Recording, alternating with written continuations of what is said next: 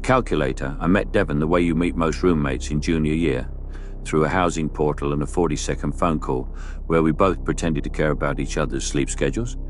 He moved into the second bedroom of our off-campus unit on a Sunday in late August, hauling 2 duffel bags, a desktop tower wrapped in a bedsheet, and a single cardboard box labeled books in marker that had gone soft from the heat. He was polite.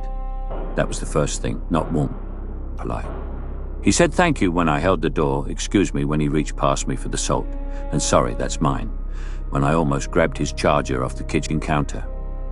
He laughed at the right places in conversations, and never at the wrong ones. If you had asked me in September to describe him, I would have said normal, and meant it. The first time I saw the calculator app was in the second week of classes. We were on the couch watching a basketball game neither of us cared about, and his phone was face up on the cushion between us. A notification came in, just a number, no preview, and he picked the phone up, swiped, and opened what looked like the stock iPhone calculator. White background, grey buttons, the little orange divide and multiply keys. He typed a 4-digit number, hit the equal sign, and the screen stayed on the calculator. He scrolled. I didn't think anything of it. I thought he was checking a grade or splitting a bill or doing whatever people do on their phones when they want to look busy. The second time was a Thursday. He was at the kitchen table with a bowl of cereal, and the calculator was open again. And this time, I could see his thumb moving in a way that wasn't typing math. It was scrolling, up and down slowly. I asked him casually what he was looking at. He said, "Nothing, just my notes," and locked the phone. I let it go. People are allowed to have notes. The thing about living with someone is that you accumulate small observations, whether you want to or not. By October, I knew that Devon went to the gym at 6 a.m., that he drank his coffee black, that he had a sister in Ohio he FaceTimed on Sunday nights, and that he opened the calculator app at least 4 or 5 times a day and never once, in my presence, used it to do math. I mentioned it to my girlfriend over dinner. She laughed and said, "It's a Volt app, idiot. He's hiding nudes." She showed me on her own phone there were dozens of them, calculator-shaped, weather-shaped, flashlight-shaped. You enter a passcode instead of a number, and it opens a hidden storage area. Photos, videos, notes, whatever you want. She said half the guys she'd dated in high school had one. I felt stupid for not knowing. And then I felt relieved. Because of course that's what it was. Devon was 20 years old and lived with another 20-year-old. Of course he had a folder of things he didn't want me to see. I would have done the same. I had done the same in different ways. So I stopped noticing the calculator. That's the part I keep coming back to. I made a decision, without realizing I was making one, to stop seeing it. In November, his sister visited. She slept on the couch for a weekend, and Devon was different around her, louder, more boyish. The polite shell cracked open into something that looked like an actual person. On the Saturday night, the 3 of us ordered Thai food, and she asked him, teasing, if he was still doing his project. He froze for half a second. I only noticed because I happened to be looking at him, and then said, "Yeah, on and off." She rolled her eyes and said something like, "You're so weird," and the conversation moved on. I asked him about it later, after she'd gone to bed. What project? "Just a thing for class," he said, "data stuff." He wasn't taking a data class. I knew his schedule because it was taped to the fridge. He was an econ major in his 4th semester, and that term he had macroeconomics, a Spanish elective, statistics, and a philosophy seminar I sometimes overheard him complain about. I let it go. Again. The thing happened in early December. I was looking for the apartment's spare key, which we kept in a kitchen drawer, along with takeout menus, dead batteries, and the manual for a microwave we no longer owned. The key wasn't there. I checked the drawer below it and the drawer below that, and finally, I tried the small drawer in the side table by the front door, the one Devon used for mail. The key wasn't in there either, but a notebook was. It was a black composition notebook, the kind they sell at every drugstore in America, and it was full. Not full of class notes, full of names, apartment numbers, the little column of letters and digits you find on a building directory. Next to each entry in small, careful handwriting were observations. 4 beak on Tuesday/Thursday nights, gym bag back by 9:30. 2A works from home, blinds always half open, dog, small brown. 3C girlfriend stays Wednesday/Friday/Sunday, parking spot 14, blue Civic. 1F alone, older, doesn't lock the side door until after dark. There were maybe 40 entries, every apartment in the building. Some had dates and times next to them, weeks of dates going back to August. I stood in the hallway with the notebook open in my hands, and I felt the thing I had been refusing to feel for 4 months. Not fear exactly, recognition. The slow, sick recognition of looking at a pattern that had been visible the entire time. I put the notebook back exactly where I'd found it. I closed the drawer. I went to my room and I sat on my bed for a long time and tried to think about what to do. Here is what I did. Nothing. Not that night. I told myself I needed to be sure. I told myself the notebook could be for a class project or a novel he was writing or some weird, harmless hobby I didn't understand. I told myself I should not jump to conclusions about a person I had lived with peacefully for 4 months. I told myself a lot of things. The next morning, Devon made coffee and asked if I wanted any, and I said yes, and we drank it standing in the kitchen, the way we had every morning since August. He asked about my finals. I asked about his. He told me he was going home for winter break on the 18th. I told him I was leaving on the 20th. He smiled at me, polite, and I smiled back, polite. And somewhere in his pocket, the calculator app was sitting there with whatever was inside it. And I realized I was still smiling because I had been smiling for 4 months. And the smile was the thing that had let me not see it. I moved out in January. I told the housing office I needed a single for medical reasons. I never reported the notebook because what would I have said? My roommate writes things down. I told myself someone else would notice. Someone in 4B, someone in 2A, someone with a small brown dog. I think about that sometimes. About all the things people keep in plain sight, in apps shaped like other apps, in notebooks, in drawers full of takeout menus, in roommates who say thank you and excuse me and never, ever do any math. Story 2. The group. I drove rideshare for 2 years before I joined the group, and in those 2 years I had been spit on once, robbed at a stoplight once, and propositioned more times than I could count. So when another driver at the airport queue mentioned a local safety network drivers looking out for drivers, sharing tips about bad addresses, problem passengers, neighborhoods to avoid after midnight, I downloaded the app he recommended before I even pulled out of the lot. The app was called something forgettable. 3 syllables, vaguely Scandinavian. It was end-to-end encrypted, the marketing said, used by journalists and activists, and it had a feature where messages disappeared after 24 hours unless you pinned them. The driver at the airport, a heavy-set guy named Marcus, who drove a black Camry, sent me an invite link that night, and by the time I got home, there was a welcome message from someone named Admin waiting in my inbox. Welcome to the network, we're glad to have you. Please introduce yourself when you're ready. I introduced myself the next morning, first name, the platform I drove for, the part of the city I usually worked. Nothing I wouldn't have told a passenger. The replies came fast. 6 people welcomed me. One of them, a woman named Teresa, told me she drove the same area and warned me about a particular apartment complex where she'd had 2 pickups go bad. Another, a guy named Dom, sent me a screenshot of a passenger profile to watch out for. The screenshot was blurred, but I recognized the rating pattern. I thanked them. I felt for the first time since I'd started driving, like I had co-workers. The group was active. 40 or 50 messages a day. People posted heat maps of where the surges were, warnings about specific intersections, photos of damaged seats and lost wallets. Once a week, there was a check-in thread where everyone shared how their week had gone. I started posting in it. Slow Tuesday, busy Friday, picked up a wedding party who tipped me $60 on a $12 ride, that kind of thing. The first strange thing happened about a month in. I picked up a passenger downtown on a Saturday night, a young guy, drunk but friendly, going to an address in a neighborhood I didn't know well. Halfway through the ride, he threw up in my back seat. Not a lot, but enough. I dropped him off, cleaned what I could in a gas station bathroom, and went home in a foul mood. I didn't post about it. I was too tired. I took a shower, ate a sandwich, and went to bed. The next morning, there was a message in the group from Teresa.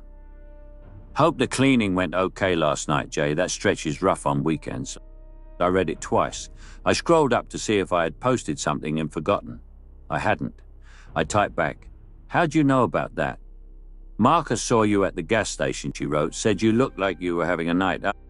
I sat with the phone in my hand. It was plausible. Marcus drove the same shifts I did. We used the same gas stations. The city is smaller than it feels. I wrote back, hi, yeah, a rough one. Put the phone down. The second thing happened 2 weeks later. My daughter, she's 7. She lives with her mum on the other side of town, had a birthday on a Wednesday. I picked her up after school, took her to a trampoline park, and dropped her back at her mum's by 8. It was the first birthday in 2 years where her mother and I hadn't fought, and I drove home feeling lighter than I had in a long time. There was a message waiting in the group when I got back, from an account I didn't recognize, with no profile picture. The username was just a string of letters. Happy birthday to your kid. Hope she had a good one. I stared at it. I'd not posted about my daughter in the group. I'd not posted about my daughter anywhere. I kept her off social media on purpose, because of the custody stuff, because of 100 reasons. I scrolled back through every message I had ever sent in the group, and her name wasn't in any of them. Her birthday wasn't in any of them. Even my own profile in the app didn't list a child. I wrote back, thanks. Who is this? The message was deleted within the hour. The account stayed, but the message was gone, and the 24-hour timer would have erased it anyway. I told myself it was a coincidence. Someone in the group must have seen me at the trampoline park. The city is small, people talk. Maybe I had mentioned her in a check-in thread and forgotten. Maybe Teresa had picked it up somewhere and passed it along. I didn't leave the group. That's the part I think about now. I had every reason to leave, and instead I muted the notifications and kept scrolling through the feed, and I told myself I was being paranoid, and I kept driving. The third thing was the one that made me stop. It was a Tuesday in March, a slow night, drizzle coming down. I picked up a fare in a quiet residential neighborhood. A woman, maybe 40, with a small overnight bag. She got in the back and gave me an address across town. She was quiet for the first few minutes. Then she said, "You're Jay, right?" I said yes. I assumed she had checked the app. "My friend told me to request you specifically," she said. "She said you were safe." I asked which friend. "Teresa," she said. "From the network." I drove the rest of the way without saying much. I dropped her off. She tipped well and thanked me by name again. "Thanks, Jay." When I got home, I opened the app and I scrolled through every message in the group from the beginning. Every welcome, every warning, every check-in. I read it all, and I started seeing it the way you see a magic eye picture once it clicks. The questions in the welcome threads, what platform, what area, what hours. The check-ins, how was your week? Anything weird happen? Any passengers stand out? The warnings about specific addresses and specific passengers, which I had taken as helpful, were a map. 40 drivers in one city, all reporting their routes, their schedules, their fares, their custody arrangements, their bad nights. All of it pinned, all of it archived by whoever admin was, all of it building a picture I had been helping to draw for 4 months. I thought about the passenger who had asked for me by name.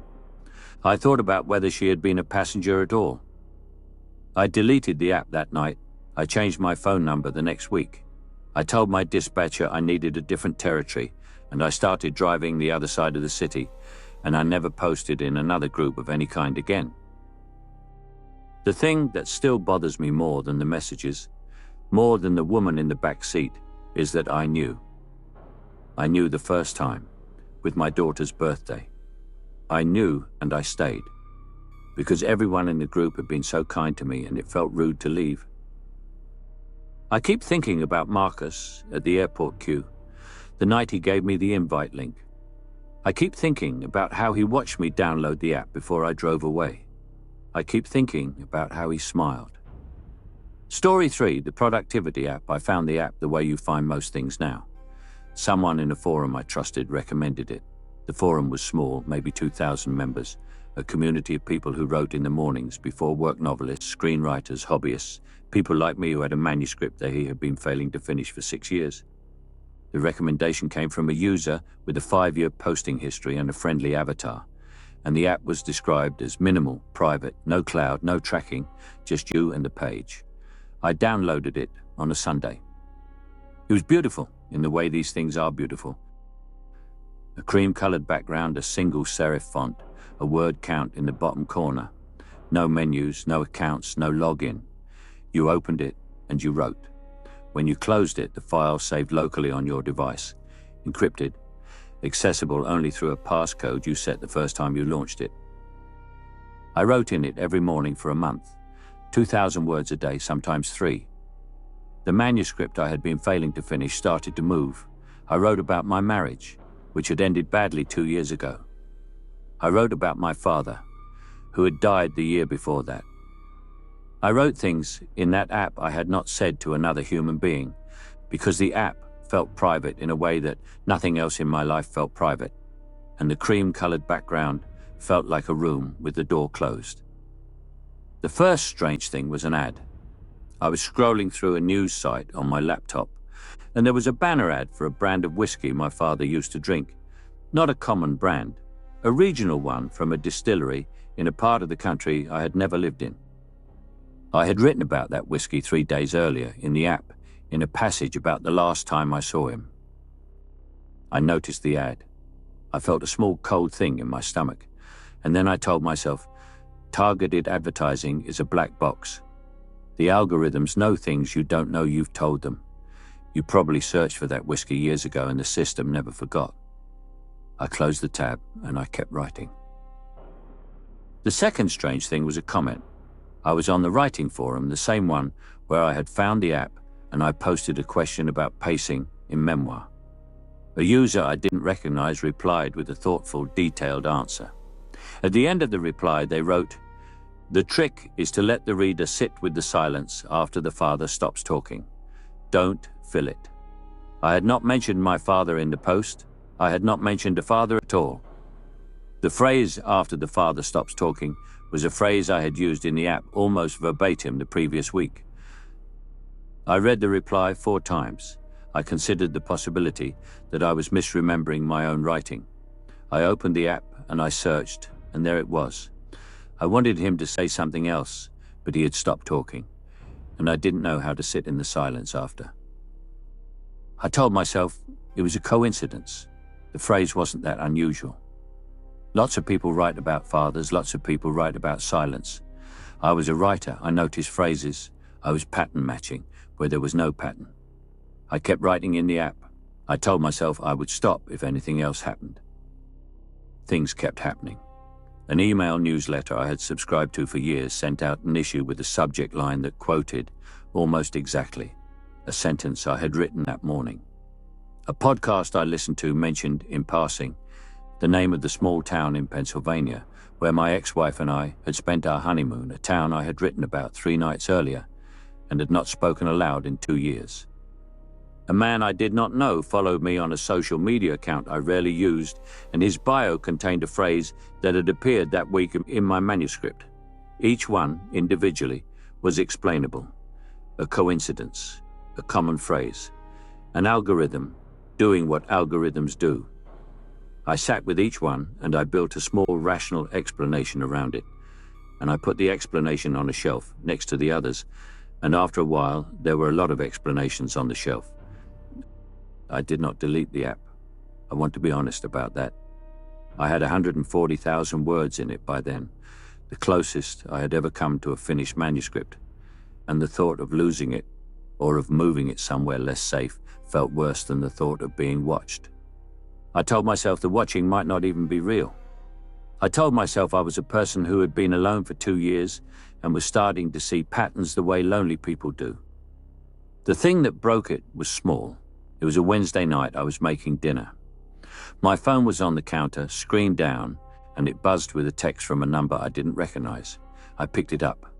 The text was 3 words. He'd be proud, that was all. No name, no follow-up, no second message. I stood in the kitchen with the pasta water boiling behind me, and I read the text, and I knew with a certainty I had not allowed myself for 2 months, what it was referring to. That morning I had written, in the app, a passage about finishing the manuscript, and what my father would have said if he had lived to read it. The last line of the passage was, "I think he would have been proud." I didn't write back. I sat down on the kitchen floor and I held the phone in both hands and I thought about every sentence I had typed into that app for the last 3 months. Every memory, every name, everything I had not told another human being, because I had believed, the way you believe in gravity, that the cream-colored room with the closed door was a room and not a window. I deleted the app that night. I did not back up the manuscript. I let it go. The next morning I went to the writing forum to find the original post recommending the app, and the post was gone. The user who had recommended it was gone. The thread it had been in was still there, with replies that referenced a recommendation that no longer existed, like a missing tooth in a sentence. I never found out who sent the text. I never found out what was done with what I had written. I think about it almost every day, not the watching exactly, but the months of telling myself I wasn't being watched. The shelf of explanations I had built one by one, each of them reasonable, each of them wrong. I write in a paper notebook now. I keep it in a drawer. Sometimes, when I'm writing something I would not want anyone else to read, I find myself glancing up at the window, or at the smoke detector, or at the small black eye of the laptop camera across the room, and I wonder how long it takes a person to notice the room they're sitting in. I wonder if I would notice this time. I tell myself I would. I told myself that last time too.